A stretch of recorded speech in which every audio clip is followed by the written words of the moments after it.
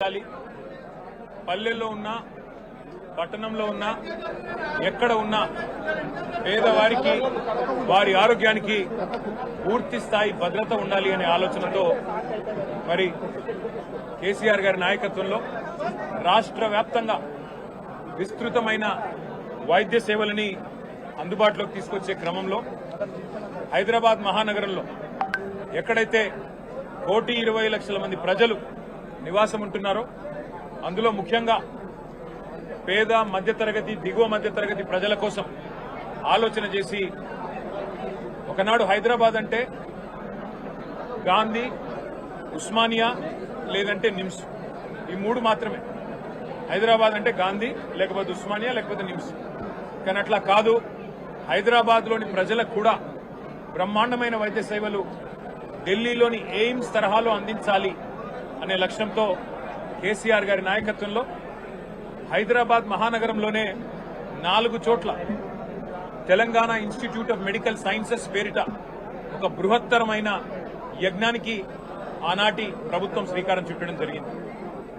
April 22, 2022 నాడు ఇదే సనత్ నగర్ లో మరి పెద్దలు తలసాని శ్రీనివాస్ యాదవ్ గారు, కేసీఆర్ గారు, అట్లాగే ఆనాటి ఆరోగ్య శాఖ మంత్రిగా హరీష్ రావు గారు అందరూ కూడా వచ్చి ఇక్కడ శంకుస్థాపన చేయడం జరిగింది. ఒక సనత్ నగర్ లోనే కాదు, హైదరాబాద్ చుట్టూ 4 దిక్కుల ఈస్ట్, వెస్ట్, నార్త్, సౌత్ 4 వైపులా ప్రజలకి మరి వైద్య సేవలు అందుబాటులో ఉండాలి అని చెప్పి టిమ్స్ అనే బ్రాండ్ కింద బ్రహ్మాండమైన ఈ కార్యక్రమానికి కేసీఆర్ గారు శ్రీకారం చుట్టినారు. 65 ఏళ్లు స్వాతంత్రం వచ్చిన తర్వాత 3 దవాఖానాలు హైదరాబాద్ లో, గాంధీ, నిమ్స్, ఉస్మానియా. కానీ కేసీఆర్ గారు కేవలం తన ప్రభుత్వం 9.5 ఏళ్లుంటే అందులో జిల్లాకు ఒక మెడికల్ కాలేజ్ కట్టారు. ప్రతి జిల్లాలో సూపర్ స్పెషాలిటీ హాస్పిటల్ 500 పడకలతో ఆసుపత్రి నిర్మాణం చేశారు. హైదరాబాద్ లో కూడా మరి 4 టిమ్స్ హాస్పిటళ్లు మంజూరు చేసిన ఘనత కూడా కేసీఆర్ గారికి దక్కుతుంది. ఇవాళ చాలా సంతోషంగా ఉంది. ఈ టిమ్స్ సనత్ నగర్ ఓపీ సేవలు ప్రారంభమైనాయంటే మా సూపరింటెండెంట్ గారిని అడిగి మరి మేము కూడా చూస్తాము ఎట్లా జరుగుతా ఉంది. ఇది మా నాయకుడి విజన్, మా నాయకుడి కళ. హైదరాబాద్ లో మెరుగైన వైద్య సేవలు అందించాలనేది 350 బస్తీ దవాఖానాలు పెట్టాము, ప్రైమరీ డిస్పెన్సరీ కేంద్రాలు. అట్లాగే అద్భుతమైన సేవలు అందించడానికి టిమ్స్ పెట్టాము. ఎట్లా పనిచేస్తున్నాయో చూడడానికి వస్తామంటే వారు చాలా విశాల హృదయంతో మమ్మల్ని అందరిని ఆహ్వానించినందుకు వారికి కూడా ధన్యవాదాలు. ఇవాళ కేవలం ఒక పౌరుడిగా, హైదరాబాద్ పౌరుడిగా, హైదరాబాద్ లో నివాసం ఉండే ఒక సోదరుడిగా మా హైదరాబాద్ ప్రజల కోసం కేసీఆర్ గారు తీసుకున్న కార్యక్రమం ఎట్లా ఫలవంతం అవుతున్నది చూడడానికే మేమందరం కూడా ఇక్కడికి వచ్చినాం. అయితే ఆలోచన చాలా ఉదాత్తమైంది, చాలా గొప్ప ఆలోచన. ఎయిమ్స్ తరహాలో టిమ్స్ ఉండాలి. All India institute of medical sciences లాగా Telangana institute of medical sciences ప్రాణాపాయ స్థితిలో ఉండే రోగులకి, నిరుపేదలకి, మధ్యతరగతి ప్రజలకి అందరికీ అందుబాటులో ఉండాలన్న ఉద్దేశంతో ఇక్కడ చెస్ట్ హాస్పిటల్ ప్రాంగణంలో 53 ఎకరాల స్థలాన్ని తీసుకుని టిమ్స్ నిర్మాణం చేయడం జరిగింది. ఇందులో ప్రస్తుతం 22 ఎకరాలు వినియోగంలోకి వచ్చింది. చాలా అత్యాధునికంగా ఇక్కడికి వచ్చి చూస్తే ఏ కార్పొరేట్ హాస్పిటల్ ని కూడా తలదన్నే విధంగా ఈ రాష్ట్రంలో ఉన్న పెద్ద పెద్ద కార్పొరేట్ హాస్పిటల్స్ కి ధీటుగా ఇవాళ ఈ అద్భుతమైన హాస్పిటల్ కు శ్రీకారం చుట్టినందుకు పెద్దలు కేసీఆర్ గారికి మేమందరం కూడా హైదరాబాద్ ప్రజల తరఫున హృదయపూర్వకంగా శిరస్సు వంచి వారికి ధన్యవాదాలు తెలియజేస్తా ఉన్నాం. ఇవాళ సనత్ నగర్ టిమ్స్ చూస్తుంటే నాకు ఒకటే గుర్తొస్తున్నది. ఒకనాడు సినిమాల్లో పాటలు రాసినారు, నేను రాను బిడ్డో సర్కార్ దవాఖానకని.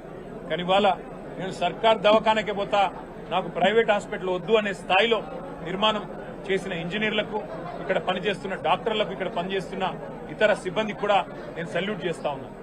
అట్లాగే ఇక్కడ మీ అందరూ కూడా గమనించాల్సింది, కేసీఆర్ గారి నాయకత్వంలో మరొక వైపు ఇక్కడ హైదరాబాద్ లో 4 టిమ్స్, వరంగల్లో కూడా అత్యాధునికంగా తెలంగాణలోనే అతి పెద్దదైన హాస్పిటల్ 2000 పడకలతోని అక్కడ కూడా ఎంజీఎం హాస్పిటల్ పూర్తి స్థాయిలో ఆధునికంగా నిర్మాణం చేశాం.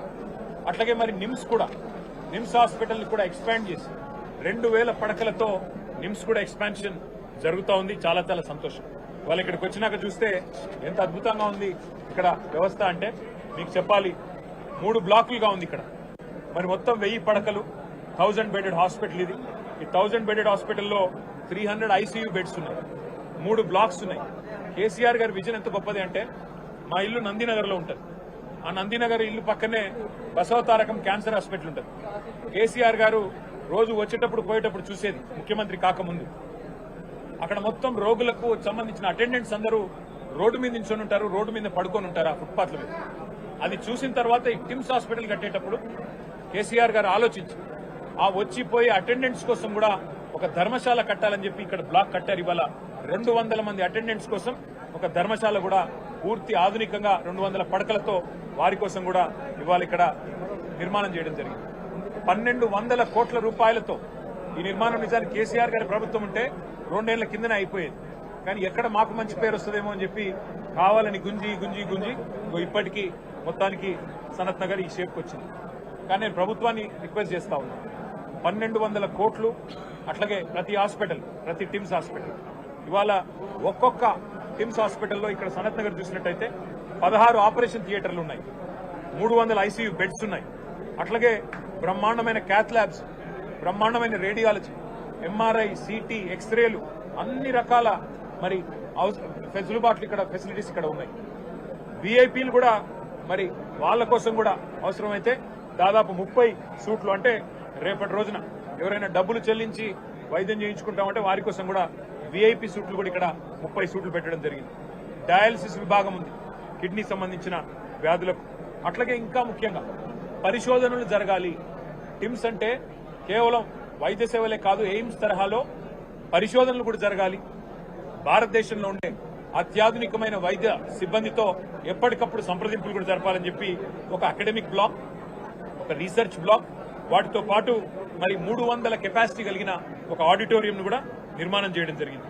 మరి ఇందాక నేను చెప్పినట్టు ఒక ధర్మశాల అటెండెంట్స్ కోసం, వారి కోసం కూడా విశాలమైన ప్రాంగణంలో 1000 కార్లు పట్టే విధంగా పార్కింగ్ వ్యవస్థ కూడా ఏర్పాటు చేయడం జరిగింది. అట్లాగే మీరు చూసినట్టయితే నిజంగా ఇక్కడికి వస్తే ఎంత సంతోషం అనిపించింది అంటే ఒక రాజభవనాన్ని తలపించే విధంగా, ఒక రాజప్రసాదాన్ని తలపించే విధంగా ఒక అపురూపమైన నిర్మాణం. ఎట్లా అయితే ఇవాళ కలెక్టరేట్లు ఉన్నాయో, ఎట్లా అయితే ఎస్పీ కార్యాలయాలు ఉన్నాయో అత్యాధునికంగా కొత్త జిల్లాలలో, అట్లాగే పేదలకు సంబంధించిన వైద్యాన్ని కూడా అంతే ప్రాముఖ్యత ఇచ్చి, అంతే ప్రాధాన్యత ఇచ్చి కేసీఆర్ గారు మనసు పెట్టి డిజైన్ లో నిమగ్నమైనారు. కాబట్టి 4 వైపులా ఇవాళ హైదరాబాద్ కి ఇట్లాంటి 4000 పడకల ఆసుపత్రులు వస్తా ఉన్నాయి టిమ్స్ రూపంలో.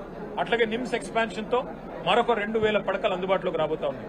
నేను ప్రభుత్వాన్ని కోరుతున్నా, బేసిజానికి పోకండి.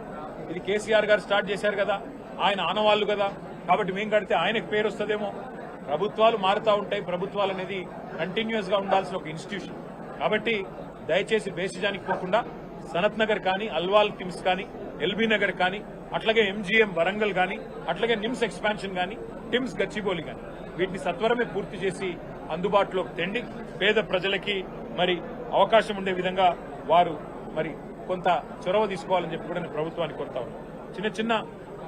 కొన్ని చిన్న విషయాలున్నాయి, వాటిని కూడా సరిచేయాలని ప్రభుత్వాన్ని కోరుతా ఉన్నాను. ఎమర్జెన్సీ దగ్గర ర్యాంప్ లేదని చెప్తా ఉన్నారు, కొద్దిగా చూసుకోమని చెప్పి నేను కోరుతా ఉన్నాను. పేషెంట్ లిఫ్ట్ లో స్ట్రెచర్ పోవట్లేదంటున్నారు, అది కూడా కొంత వెంటనే వారు చూసుకోవాలని చెప్పి కోరుతా ఉన్నాను. మరి పేషెంట్స్ సంబంధించిన లిఫ్ట్లు కూడా కొంత పనిచేయట్లేదని చెప్తున్నారు, ఇంకా అవి కూడా చూసుకోవాలని చెప్పి కూడా కోరుతూ నేను ప్రధానంగా మా ఎంఐడిసికి గతంలో అధ్యక్షుడిగా పనిచేసిన ఎర్రోల శ్రీనివాస్ గారు వారు చెప్తా ఉన్నారు.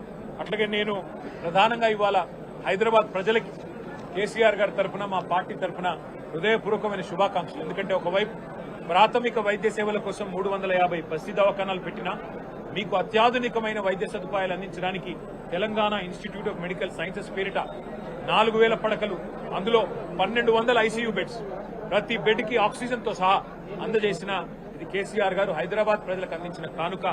మీకోసం ఏర్పాటు చేసిన ఈ సౌలతును పూర్తి స్థాయిలో మీరు వినియోగించుకోవాలని, దీన్ని పూర్తి స్థాయిలో తొందరలోనే అందుబాటులోకి తెస్తామని చెప్పి కూడా తెలియజేస్తూ, ప్రభుత్వం మిగతా నిర్మాణాలు కూడా వెంటనే పూర్తి చేయాలని చెప్పి కూడా కోరుతూ, మరి మీ అందరికీ ఇక్కడికి ఇచ్చేసిన పత్రికా మిత్రులకు, మిగతా మా కార్యకర్తలకు, సోదరులకు, నాయకులకు, మాజీ ఎమ్మెల్యేలకు పేరు పేరున అందరికీ హృదయపూర్వకంగా ధన్యవాదాలు, నమస్కారం.